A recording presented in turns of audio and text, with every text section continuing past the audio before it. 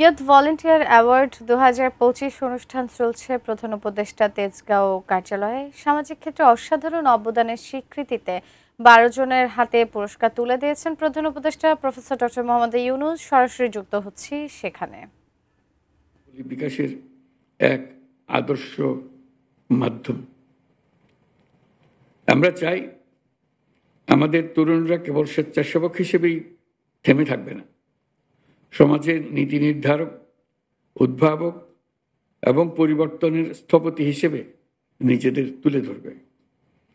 এটি তখনই সম্ভব হবে যখন তারা আত্মবিশ্বাসের সাথে নিজেদের গড়ে তুলতে পারবে, প্রয়োজনীয় দক্ষতা অর্জন করবে, নেতৃত্বের গুণাবলী বিকাশে মনোযোগী হবে। আজকের এই পুরস্কার কেবল একটি স্বীকৃতি নয়, এটি তোমাদের জন্য একটা উদ্যত্ত আহ্বান। তোমরা আরো সাহসী হও, আরো নেতৃত্ব দাও এবং সমাজের কল্যাণে নতুন ধারণা ও উদ্ভাবন নিয়ে কাজ করো। সমাজের প্রতিটি ক্ষেত্রে তোমাদের সক্রিয় অংশগ্রহণ অনেক ইতিবাচক পরিবর্তন আনতে পারে। স্বাস্থ্য খাতে তোমাদের একটি ক্ষুদ্র উদ্যোগ হাজারো শিশুকে রোগমুক্ত রাখতে পারে। শিক্ষাক্ষেত্রে তোমাদের সামান্য প্রচেষ্টা দেশের শিক্ষার মানকে বহুদূর এগিয়ে নিয়ে যেতে পারে। পরিবেশ রক্ষায় তোমাদের সম্মিলিত প্রয়াস আমাদের ভবিষ্যৎ প্রজন্মের জন্য একটি নিরাপদ ও সবুজ পৃথিবী নিশ্চিত করতে পারে। মনে রাখবে, তোমাদের প্রতিটি ছোট ছোট প্রচেষ্টাই দেশের জন্য মস্ত বড় অর্জনের পথ তৈরি করবে। আমি জানি স্বেচ্ছাসেবা বা যে কোনো মহৎ উদ্যোগের পথ মসৃণ নয়।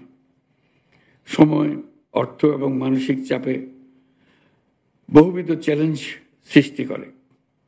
এর মধ্যে দিয়েই আমাদের ধৈর্য, সহনশীলতা ও নেতৃত্বের মতো মহৎ গুণাবলী অর্জন করে নিতে হবে। আমি যুব সমাজের প্রত্যেক সদস্যকে আহ্বান জানাই, তোমাদের মেধা, শক্তি ও সৃজনশীলতা দিয়ে সমাজের এবং দেশের উন্নয়নে ভূমিকা রাখো।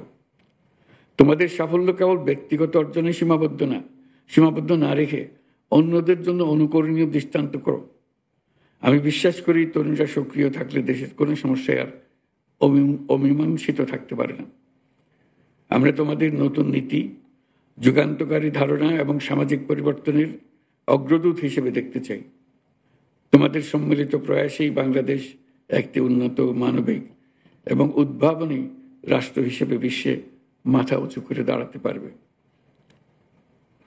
তোমাদেরকে আবারও অভিনন্দন জানাচ্ছি আমার পক্ষ থেকে এবং রাষ্ট্রের পক্ষ থেকে, দেশের সকলের পক্ষ থেকে। মহান আল্লাহ আমাদের সহায় হন। আল্লাহ হাফিজ।